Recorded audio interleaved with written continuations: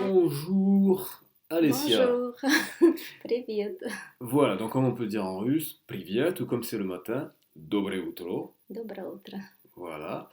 Euh, alors, petite remarque, j'ai lu quelque part, tu vas peut-être me confirmer, j'ai lu dans un livre que, en fait, nous en français, on dit souvent comment ça va, mais en fait, on s'en fout un peu de la réponse, c'est juste une formule. Mais Мгм. en russe, donc le comment ça va, c'est как дела, mais en russe, par contre, c'est important d'écouter la réponse. Oui, exactement, la réponse peut être très très longue. C'est mieux de ne pas poser cette question Voilà. parce que ça me prendra encore 10 ou 15 minutes pour écouter la réponse. Voilà, donc en russe, le comment Mhm. ça va, c'est pas comme en France. C'est pas juste une formule, c'est vraiment, Mhm. ils s'intéressent à comment ça va. Et donc, du coup, ils vont dérouler toute leur vie. Donc, si vous n'avez Ouais. pas beaucoup de temps, ne faites pas le Kagdila. Par contre, si vous avez du temps, ça peut être intéressant pour écouter beaucoup de russe. Mhm. Voilà. Alors, donc, Alessia, qui est-ce? Eh bien, Alessia, pardon, c'est ma nouvelle assistante avec laquelle nous sommes en train de préparer une formation pour vous aider à apprendre le russe ou à progresser si vous avez déjà un certain niveau. Mais pour ça, je vais d'abord donc vous la présenter. Donc, Alicia, est-ce que tu peux nous dire un petit peu bah, d'où tu viens? Mhm. Alors, moi, je suis née en Russie, Mhm. dans une petite ville qui s'appelle Chadrinsk. C'est dans la Sibérie. Et donc, à l'âge de 2 ans, on est déménagé au Kazakhstan et j'ai passé là-bas la plupart de ma vie. Mais il faut savoir que Kazakhstan, euh, donc ma ville Pavlodar se trouve juste à la frontière avec la Russie, donc la majorité de population est russophone. D'accord? Mhm. Donc c'était à l'époque de l'Union soviétique, c'était comme ça. Maintenant, ça commence à changer. Donc, le russe, c'est ma langue maternelle. On la parle à la maison, on la parle dans tous les établissements, à l'école, dans les hôpitaux. Donc, c'est la langue de communication. C'est pour ça que je la maîtrise donc très bien. Voilà, donc le russe, Mm. c'est ta langue maternelle, on l'a compris. Ouais. Tu as vécu donc dans un environnement parfaitement russophone, d'autant plus que bah, quand tu étais au Kazakhstan, c'était encore sous l'Union soviétique, donc la langue officielle, c'était le russe. Le Kazakhstan actuel, le russe est toujours quand même dominant. Ouais. Euh, ok, ensuite, tu as appris d'autres langues étrangères. Quelle est la première langue étrangère que tu as appris? Donc, j'ai appris allemand au Ok, collège. Donc, les langues étrangères étaient toujours très attirantes pour moi. C'est pour ça que j'ai décidé d'apprendre les langues dans le futur. ok, Et donc, après, j'ai fini l'université à la oui, faculté de langues étrangères, oui. allemand, anglaise. Et tu es allé en Allemagne aussi, tu as vécu en Allemagne. Oui, après la fin de mes études, je suis allée en Allemagne pour pratiquer la langue. Comme D'accord, ça, tu as vécu combien de temps en Allemagne? 2 ans. D'accord. Mhm. Tu étais Avec, à ouais. Berlin? Non, non, j'étais en Bavière, En Bavière, à d'accord. Munich, en fait, région de Munich. Dans la région de Munich. Tu Mhm. es resté 2 ans, donc ouais, tu t'es imprégné de la langue Mhm. allemande. Ok, après tu as dit que tu as appris aussi l'anglais. Oh, l'anglais, oui, je l'ai appris à l'université et Mhm, après j'ai appris. En fait, il fallait aussi faire beaucoup individuellement. mhm, Et je pense que je l'ai bien réussi. d'accord. Tu as vécu dans un Ouais. pays anglophone? Non, D'accord, mais quand même, j'ai quelques amis anglophones d'accord, et avec eux, je peux parler anglais, je peux pratiquer. d'accord. Ensuite, tu as appris une troisième langue en autodidacte. Oui, c'est la langue italienne. Ok. En fait, Et pourquoi tu as appris l'italien? mais parce que j'ai voyagé en Italie et Mhm, j'ai trouvé que c'est un pays très charmant, mhm. que je peux, en fait, et c'est un pays des arts, Oui, c'est tu un pays vois, d'artistes, je confirme. Moi, je suis allé juste à Rome, exactement. mais c'est vrai que c'est magnifique, l'Italie. Mhm. Et donc, tu as décidé d'apprendre l'italien. Tu es resté un peu en Italie ou c'était juste un voyage? Non, je fais juste pour les vacances, D'accord, juste quelques semaines ou bien quelques jours, je voyage comme ça, ok, souvent à Rome, ok, ma ville préférée. d'accord. Oui, et comme ça, en autodidacte, j'ai appris italien et comme ça rassemble beaucoup au français. Donc, Mais tu as appris l'italien avant le français ou après le français? après, après le français, c'est le Ah, français qui donc le m'a français, c'est aidé. ta troisième langue, donc du coup. Oui. Donc, Mhm. alors quand est-ce que tu as appris le français? Pourquoi et comment? J'ai appris le français parce que j'ai déménagé en France Mhm, par des raisons familiales. mhm. Donc j'ai une famille ici maintenant et c'est pour ça que j'ai appris le français ici. C'était pas très facile pour moi, mais quand même D'accord, donc le français, avec c'était pas un choix prévu, c'était un choix surtout avec la prononciation, c'est un peu difficile le D'accord, français, oui. Mais comme j'habite ici, ça se prend vite avec les gens qui m'entourent, partout le d'accord, français, donc ça va maintenant. ok. Ouais. Donc voilà, donc tu habites à Paris depuis Mhm. 12 ans, enfin 11 ans, Ouais. bientôt 12. Et donc du coup, le français, c'est devenu presque comme ta langue maternelle. Ah, Non, non, pas tout à fait. Bon, on d'accord. peut Mais dire c'est la langue que tu utilises le plus, peut-être. oui. Ouais, d'accord. Mhm. Bon, enfin, tout ça pour dire, les gars, que si vous souhaitez prendre des cours avec Alessia, elle parle parfaitement français. Vous voyez, je parle normalement, elle comprend tout ce que je dis, et il n'y a pas de souci. Donc ça, c'est le premier point, parce que aussi l'objectif de vous présenter Alessia, c'est pour vous expliquer que si vous voulez prendre des cours de russe ou d'allemand d'ailleurs, eh bien, Alessia peut vous proposer ce service-là. Si vous êtes à Paris, bah, elle peut soit vous recevoir, soit aller chez vous. Et si vous n'êtes pas à Paris, ça peut se faire par Internet grâce à des outils comme Zoom. Oui. Voilà, donc ça c'était vraiment un point important. De toute façon, on mettra en place son profil sur mes blogs Gavorit Palowski et Polyglot Human.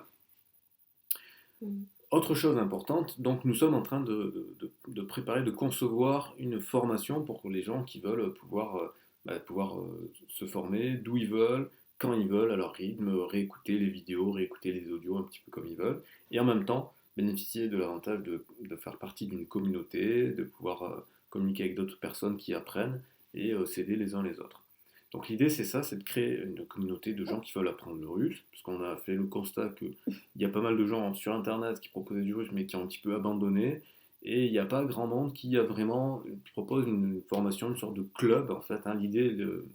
L'objectif Mhm. à terme, ce serait de créer un club qui ait une sorte d'abonnement récurrent pour qu'il y ait régulièrement du contenu qui soit proposé pour progresser. On a plein de ressources, hein.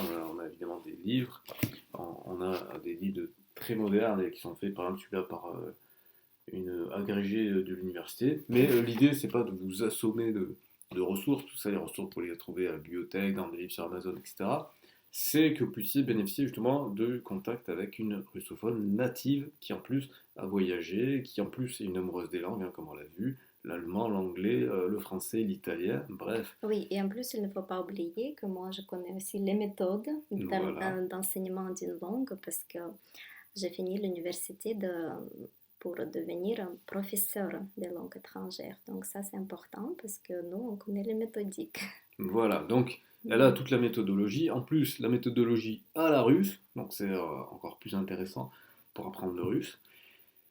Et elle a aussi l'expérience de l'autodidacte. C'est pour ça que j'ai insisté sur son côté l'italien, où elle a appris comme ça, c'est-à-dire que c'est quelqu'un qui aime les langues comme moi, hein, comme vous pouvez voir sur les différents blogs, les différentes chaînes YouTube, les projets linguistiques que j'ai menés, à la différence qu'elle, elle a une formation réelle pour l'enseignement des langues, ce que je n'ai pas. D'accord? Donc Mhm. c'est très intéressant. À savoir que la formation, on l'a construit ensemble.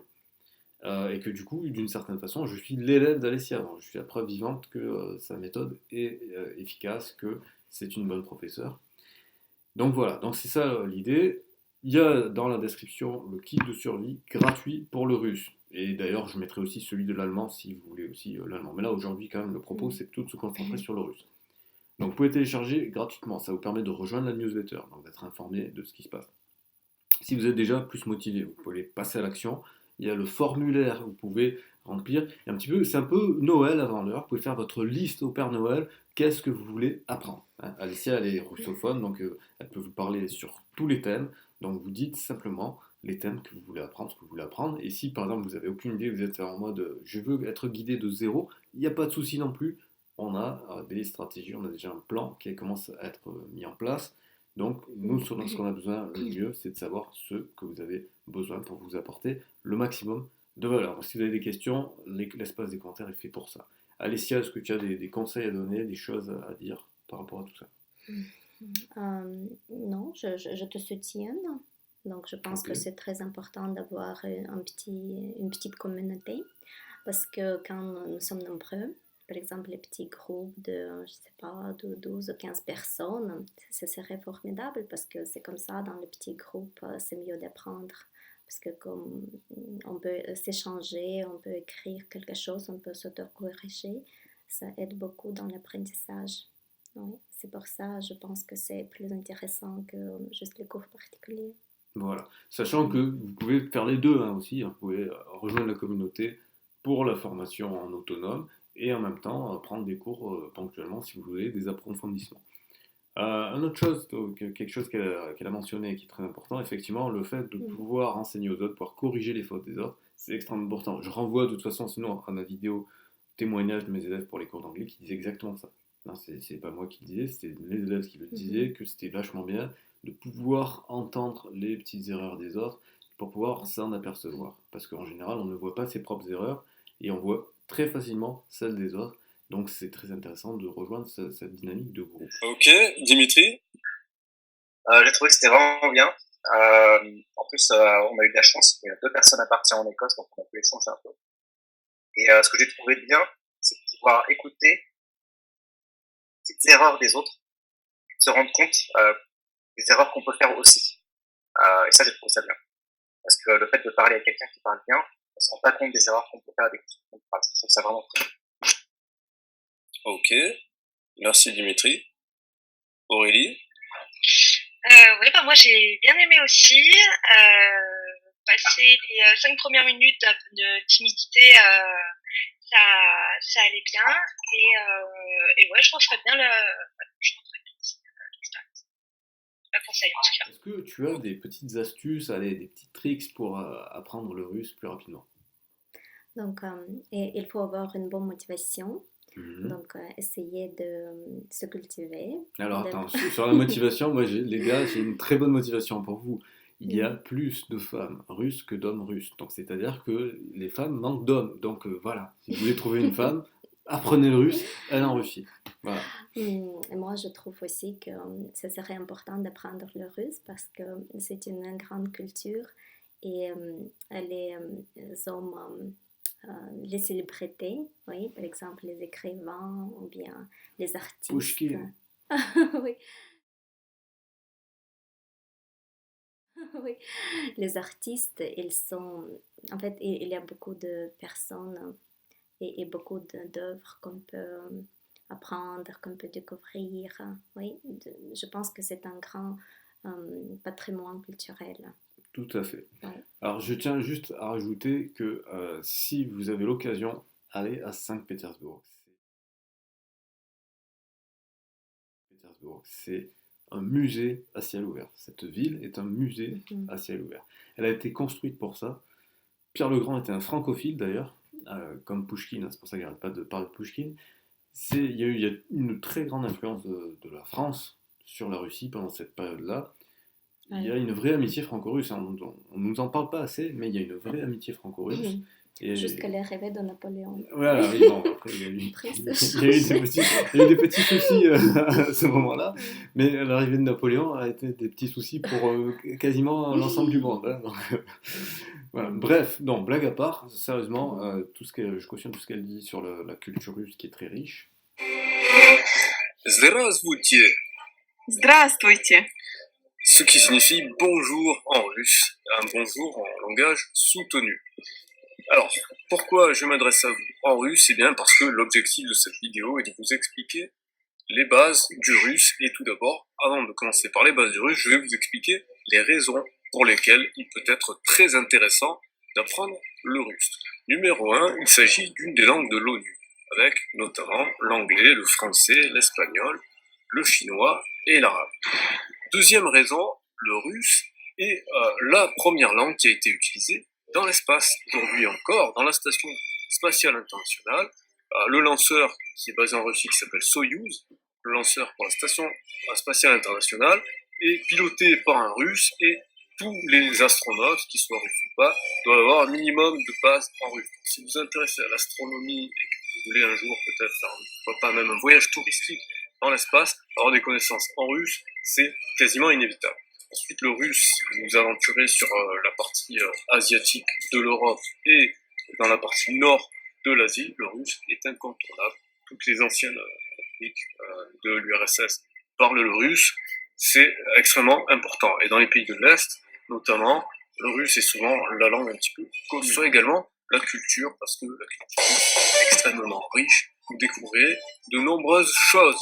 Enfin, il faut savoir que la Russie est quand même le pays le plus vaste du monde qui est réparti en 11 zones de fuseaux horaires, ce qui est absolument énorme. Vous pouvez trouver des paysages absolument magnifiques et uniques au monde. Je vous invite très fortement à venir en Russie. Et puis, dernier argument et pas des moindres, voyager en Russie, c'est pas cher, puisque le rouble est très faible par rapport à l'euro ou au dollar. Donc si vous voulez faire des voyages avec un petit budget, la Russie est la meilleure destination. Et vraiment dernière raison de joker qui s'adresse uniquement pour les hommes, il faut savoir qu'en Russie, il y a plus de femmes que d'hommes. Donc ça peut être intéressant de venir en Russie, si vous voulez chercher une femme, par exemple. Voilà. Et des très belles femmes, bien sûr. Comme la mienne, par exemple. Oui, donc tu as dit des conseils. Oui, un autre conseil que tu as dit, c'est de travailler régulièrement, hein, Oui. de faire tous les jours. Donc, il vaut mieux faire peut-être ne pas des grosses heures de cours, mais peut-être 15 minutes ou 30 minutes ou bien 1 heure, mais pas plus, mais plus régulièrement que possible. Voilà. Ouais. Donc vraiment tous les jours, c'est important. Et c'est aussi ça l'intérêt de rejoindre la communauté, de la formation. Vous recevrez quotidiennement des ressources par mail directement dans votre boîte pour que vous puissiez les consulter au moment où vous le voulez. Mais voilà, l'idée c'est de consulter régulièrement. Qu'est-ce que... Tu as quelque chose à ajouter? Je peux vous souhaiter une bonne chance et j'espère vous revoir bientôt. Ok. Ah oui, il y a un autre truc qui m'est venu à l'esprit qu'on a oublié de mentionner, c'est que bien évidemment, dans le cadre de la formation, on créera un groupe sur contact sur les réseaux sociaux russes pour que vous puissiez le plus rapidement possible être en contact avec des, entre guillemets, des vrais Russes. Voilà, pour vous familiariser avec ça et pour que vous puissiez utiliser ce que vous appreniez, parce que l'un des conseils qu'on disait tout à l'heure avec Alicia, c'est que c'est super important d'utiliser, de réutiliser ce que vous apprenez. Et donc la meilleure façon de le faire, c'est d'aller directement communiquer avec des gens de la langue. Voilà. Donc, Juste une dernière question que j'ai oublié de dire, c'est comment est-ce que les Français et la culture française est perçue en Russie et par les Russes en général? Donc, c'est déjà, moi j'ai vécu au Kazakhstan, donc je peux dire par rapport au Kazakhstan, il y a, à l'époque, oui, à l'époque on parlait même français, tous les aristocrates, on parlait français, que la langue était très, en fait, très bien vue. Oui, il y avait du prestige. Oui, prestige. Mais après, maintenant, de nos jours, il y a très peu d'écoles qui proposent le français. Oui, maintenant c'est plutôt l'anglais qui est dominant, mais la question c'était plus comment est-ce qu'ils voient quand ils pensent à la France, est-ce qu'ils pensent des choses positives ou... Oui, quand ils pensent à la France, bien sûr, c'est le pays de la mode, donc la Tour Eiffel, c'est le symbole. Le pays de l'amour aussi. De l'amour, du vin, de parfum aussi, ça c'est très connu. Et aussi, c'est un beau pays où on a envie de voyager. Donc, puisque la France, elle a, sur un petit territoire, elle a plein de choses, les montagnes, la mer, et la campagne. Donc, il y a beaucoup de touristes russes qui arrivent pour juste faire un voyage. Oui. D'accord, donc tu dirais que globalement, la France et les Français ont une image positive en Russie. Oui. Ok. Donc ben voilà les gars, il n'y a rien d'autre à ajouter. Apprenez le russe, voilà, c'est tout. Donc comme d'habitude, comme je le disais, il y a les liens dans la description pour récupérer le kit gratuit, 100% gratuit, le kit de survie russe. Vous aurez la possibilité de prendre rendez-vous avec Alessia si vous voulez prendre des cours directement avec Alessia. Et encore mieux, c'est de rejoindre le club pour apprendre le russe en groupe. Et voilà quoi. Ben écoute. Спасибо большое, спасибо, Алисия. Пожалуйста. Et пока-пока, les gars. Пока, до встречи.